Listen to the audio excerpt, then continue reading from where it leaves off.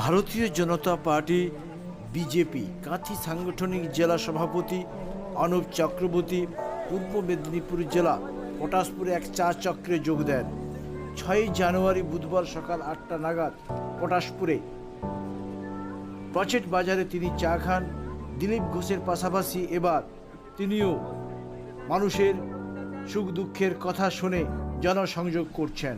এছাড়া ওই চা চক্রে উপস্থিত ছিলেন জেলার সাধারণ সম্পাদক সুদাম পণ্ডিত, পটাশপুর বিধানসভার আহ্বায়ক মিঠু পণ্ডা সহ অন্যান্য নেতৃবৃন্দরা।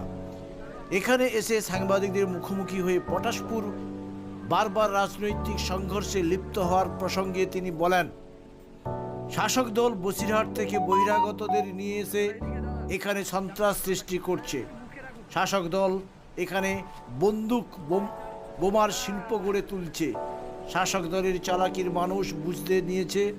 মে মাসের পরে মানুষ ওই দলটাকে ভুলে যাবে। আপনারা দেখছেন হলদিয়া নিউজ।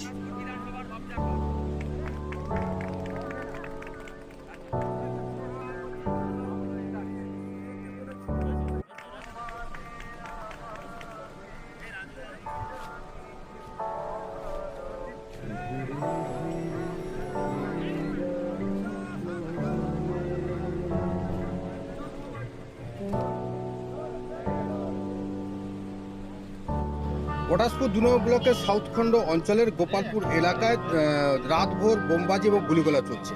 সে জায়গাটা তৃণমূলেরা অভিযোগ করছেন বা বলছেন যে এখানে বিজেপির হারমাদরা এইসব কাজকর্ম করে বেড়াচ্ছে। কি বলবেন? আমি গতকালই তো স্টেটমেন্ট দিয়েছি।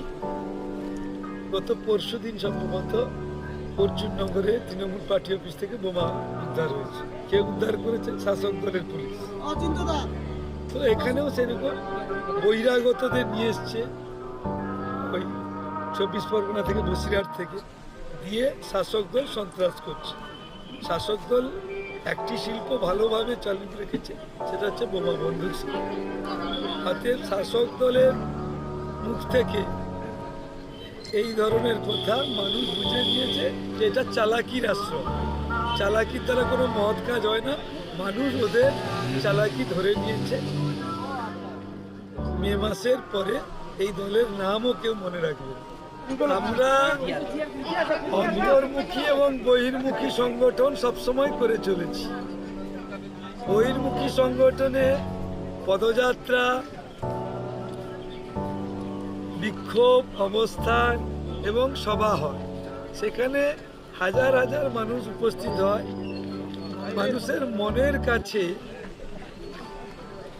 একবারে একান্তভাবে পৌঁছানো তাতে সম্ভব হয় না। কিন্তু চা চক্রতে একেবারে কার্যকর্তা সাধারণ মানুষের সঙ্গে খুব কাছে থেকে মেশার সুযোগ হয়। তাদের মনের কথা শোনার, দলের কথা তাদের সঙ্গে বিনিময় করা, এই যে সুযোগ, এটা আমরা চাইছি। এটা হাতছাড়া করতে চাইছি না। সকালবেলায় এসে কার্যকর্তাদের সঙ্গে একটু চা খাওয়া, চায়ে পে চর্চা আদরণীয় রাজ্য সভাপতি দিলীপ ঘোষ মহাশয় করে চলেছেন। আমরাও বিভিন্ন জায়গায় যাচ্ছি আর মানুষের শুভেচ্ছা, বয়স্ক মানুষের আশীর্বাদ পাচ্ছি। এটা বিজেপির প্রতিষ্ঠার জন্য গুরুত্বপূর্ণ একটি পদক্ষেপ।